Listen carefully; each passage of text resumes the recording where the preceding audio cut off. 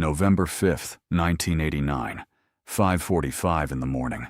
A quiet Sunday in San Diego's wealthy Marston Hills neighborhood. Inside this beautiful mansion, two people lay dead. A prominent lawyer and his new young wife, shot in their own bed. The silence of the morning was shattered by the sound of gunshots.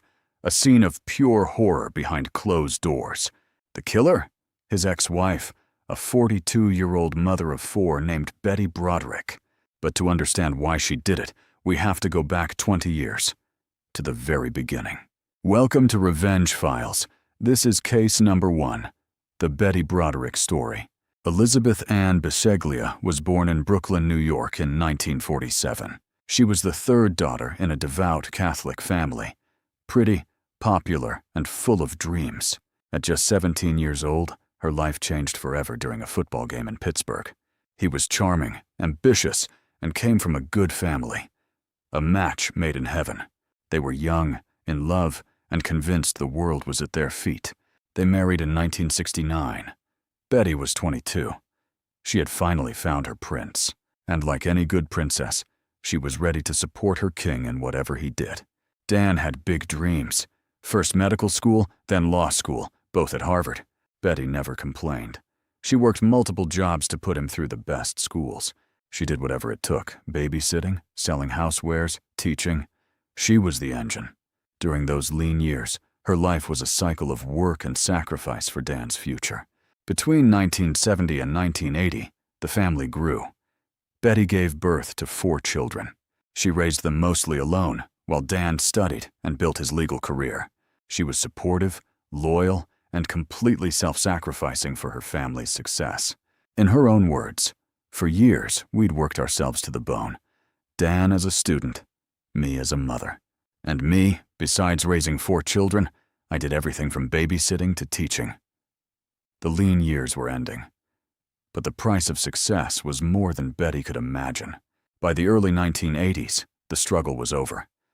Dan Broderick was a millionaire lawyer. He was making over $1 million a year, a massive fortune back in the day. The Brodericks had it all: 2 country club memberships, a ski condo, a boat. They were the stars of San Diego's social scene, invited to every exclusive party. Dan was on top of the world. But as he climbed higher, he started to leave Betty behind. Dan was never home. He was always working, always traveling for high-profile cases.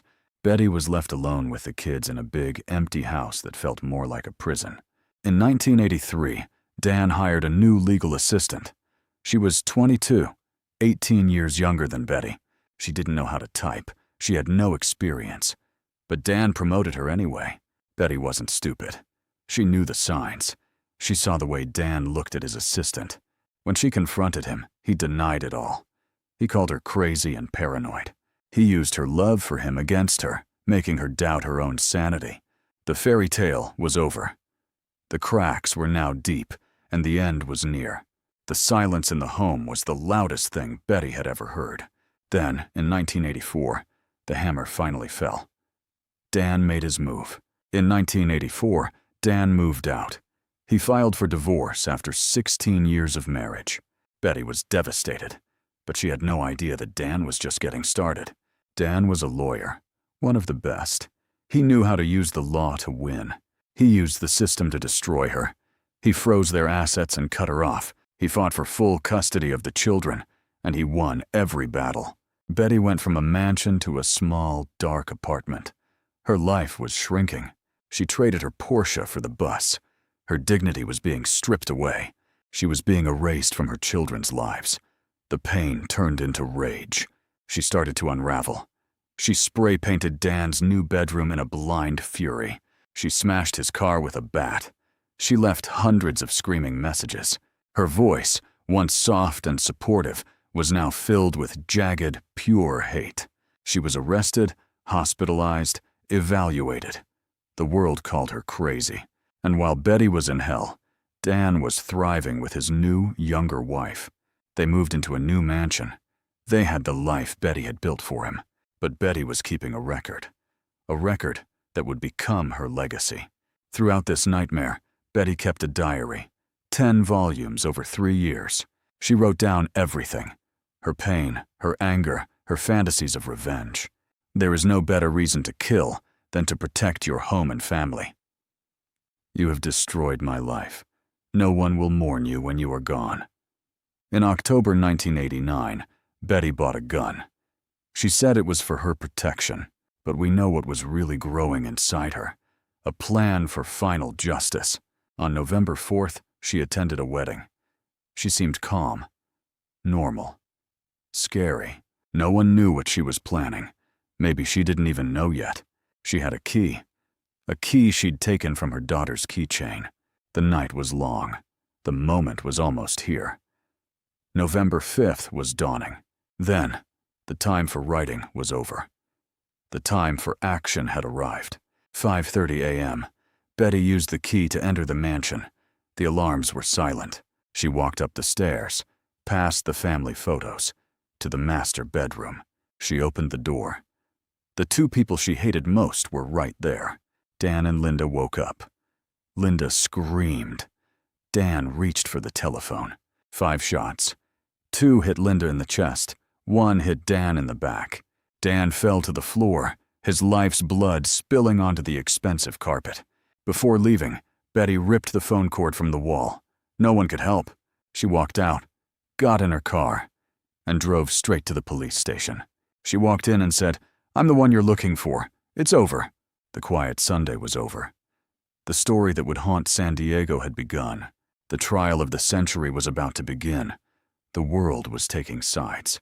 The trial was a media circus. Every newspaper in the country was there. Her defense: she was a battered woman, driven insane by years of abuse. Not physical abuse, but psychological and financial destruction. His was the white-collar way of beating you. I had no marks to show. But the prosecution had her diary. Those words showed intent and planning. It showed a woman who had imagined this moment over and over again. In 1990, she was found guilty. 2 counts of second-degree murder. She was sentenced to 32 years to life. Her life of luxury was truly over. She was sent to the California Institution for Women, a new, permanent home. She's still there today, a shadow of the princess she once was. The years have passed. But the impact of that morning remains. Dan Broderick was 44. Linda Kolkena was 28. 2 lives ended too soon. A family destroyed. 4 children who lost both of their parents that day. Her children are still divided. Some visit her. Some refuse to speak her name. Betty said from prison, "I am happier now than when I had the money." She lost everything. And she made sure he lost everything too. Was it worth it? 20 years of marriage, 4 children, traded for 5 seconds of revenge. What do you think? Victim or killer? Let us know, and subscribe for Case 2.